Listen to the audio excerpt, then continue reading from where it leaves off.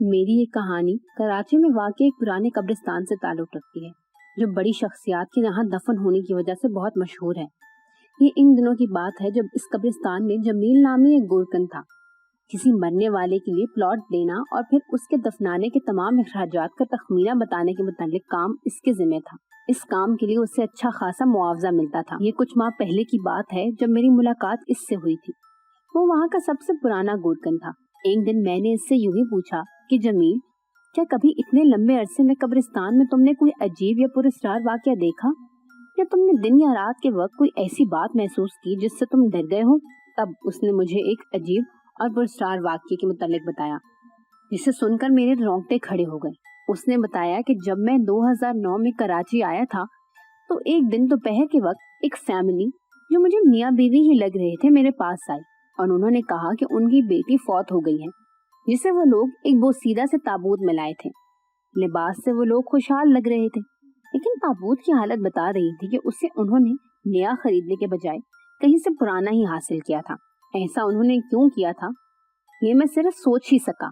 उन्होंने इस बच्ची को दफनाने के लिए मुझे अच्छा मुआवजा दिया था। मैंने अपने एक साथी के साथ मिलकर इस बच्चे के लिए एक मुनासिब जगह देखकर कब्र की खुदाई शुरू कर दी। हमें इस दौरान एक बात बहुत अजीब और नागवार लगी कि वो दोनों हमें हमारा मुआवजा देकर अपनी बच्ची को दफनाए बगैर ही वापस चले गए। हमने फिर ज्यादा सोचना मुनासिब न समझा, क्योंकि हमें हमारा मुआवजा मिल गया था। इसलिए कब्र तैयार करने के बाद हम दोनों ने मिलकर इस बच्ची के ताबूत को आहिस्ता और एहतियात से कब्र में उतारा। फिर बाहर निकलने ही लगे थे कि अचानक मेरी दाईं जानिब से ताबूत का ढक्कन जरा सा सरक गया। अचानक मेरी नजर उसके अंदर लेटी बच्ची पर पड़ी तो देखा कि उसका चेहरा जर्द पड़ गया था। उसकी आंखों से आंसू टपक रहे थे और उसके गालों पर बह रहे थे। यूं लगता था जैसे वो बच्ची रो रही है। ये मंजर सिर्फ मैंने ही देखा था, क्योंकि मैं इसी तरफ था जिस तरफ से ढक्कन थोड़ा सा हटा था। मैंने घबरा कर जल्दी से ढक्कन दोबारा बराबर किया और ताबूत को एहतियात से कब्र में रख दिया। फिर कब्र को बंद करके हम बाहर निकल आए।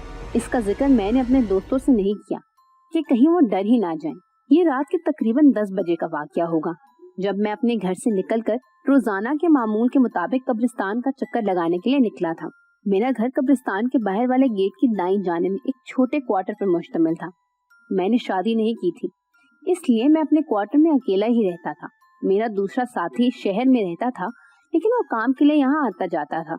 इस वक्त वो अपने घर में होगा, लेकिन मैं घर से निकलकर कब्रिस्तान की जानिब चल पड़ा था। कब्रिस्तान के बड़े गेट से गुजरकर मैं जब अंदर दाखिल हुआ तो मुझे कुछ ही दूर एक बड़े और पुराने पीपल के दरख्त के नीचे चंद बच्चे बैठे दिखाई दिए। क्योंकि कब्रिस्तान में बहुत कम रोशनी थी, कहीं कहीं लोगों ने अपनी मदद आप के तहत अपनी हैसियत के मुताबिक कुछ रोशनी का बंदोबस्त कर रखा था, वरना महकमा औकाफ से तो इस बात की भी कोई उम्मीद न थी। वो दूसरे महकमों की तरह तमाम फंड खाने में माहिर थे। ऐसे लोगों को खौफे खुदा भी याद नहीं आता।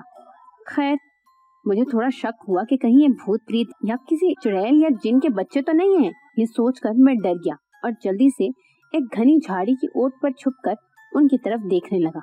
अभी मुझे वहाँ छुपे चंद ही लम्हे हुए होंगे कि अचानक अपने पीछे एक आहट सुनाई दी। मैंने ये तब मुड़कर देखा तो मेरे पीछे वही बच्ची खड़ी थी जिसे आज हम दोनों ने खुद अपने हाथों से दफनाया था।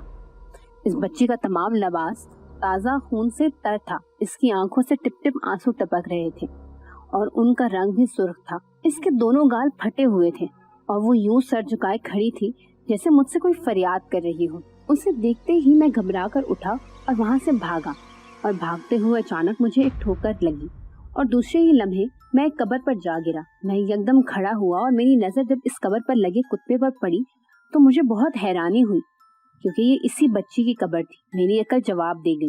मेरे जिस्म के रोंगटे खड़े हो गए। मुझे अपना दिल फटता हुआ महसूस हुआ। मैं सोच भी नहीं सकता था कि जिस बच्ची को आज मैंने खुद अपने हाथों से कब्र में उतारा था वो बाहर कैसे निकल आए। अभी मैं वहाँ खड़ा यही सोच रहा था कि अचानक यूं महसूस हुआ कि जैसे कब्र हिल रही हो और उसके अंदर से किसी के इंतहाई तकलीफ में होने और कराहने की आवाजें सुनाई दे रही थी। रात का वक्त, भयानक कब्रिस्तान का मंजर, एक कब्र से आने वाली पुरस्कार आवाजें माहौल में दहशत पैदा करने के लिए काफी थी। मेरे हाथ पांव ठंडे होने लगे। मैंने जल्दी से भागते हुए इसी पीपल की तरफ देखा तो बच्चे अब वहाँ मौजूद नहीं थे। शायद कहीं चले गए हों। ये देखकर मुझे कुछ हौसला हुआ और मैं भागकर इस पीपल के चौड़े तने के पीछे छुप गया। कुछ देर तक सांस बहाल करने के बाद मैंने आहिस्ता आहिस्ता से अपना सर बाहर निकालकर इस बच्ची की तलाश में नजरें दौड़ाई, तो मुझे कहीं दिखाई न दी। मैं कुछ देर वहाँ खड़ा रहा, फिर मैंने वहाँ से निकलने के लिए वापसी का रास्ता इख्तियार किया, लेकिन इसके लिए मुझे दोबारा उसी कब्र के पास से गुजरना था, क्योंकि कब्रिस्तान का गेट दूसरी जानिब था। मैं अपनी तमाम हिम्मत जमा करके जैसे ही इस कब्र के नजदीक पहुंचा तो मेरे मुंह से चीख निकल गई और मुझे चक्कर से आने लगे, क्योंकि वही पुरस्कार लड़की अपनी कब्र पर लगे कुत्ते के साथ बैठी हुई थी और उसकी आंखें मुझे घूर रही थी। रात का अंधेरा होने के बावजूद उसकी आंखों की सफेदी साफ नुमाया थी। इसके पास ही एक कुदाल रखी हुई थी।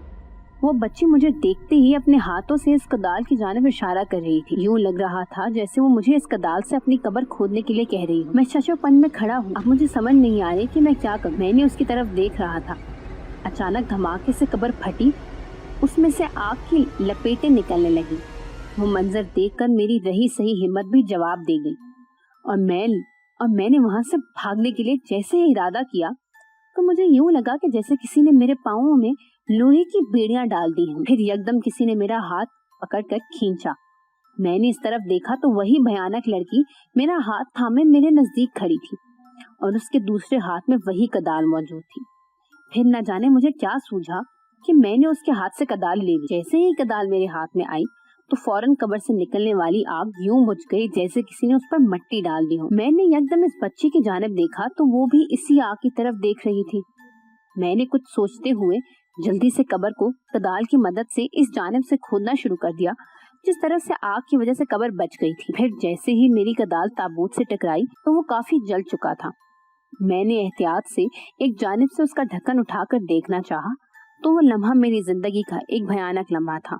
जब मैंने देखा कि ताबूत तो खाली था, उफ मेरे खुदाया, ये क्या था। मैंने जल्दी से ऊपर की जानिब निगाह डाली तो वो बच्ची कब्र पर खड़ी मुसलसल रो रही थी और उसकी आंखों से टिप टिप खून के कतरे कब्र में और मेरे लिबास पर गिर रहे थे। फिर एकदम मेरे दिमाग में बिजली के कोंदे की मानिंद एक ख्याल आया और दूसरे लम्हे मैंने फौरन कब्र से बाहर निकलना चाहा और इस बच्ची को एहतियात से पकड़कर कब्र में पड़े ताबूत में दोबारा लिटा दिया।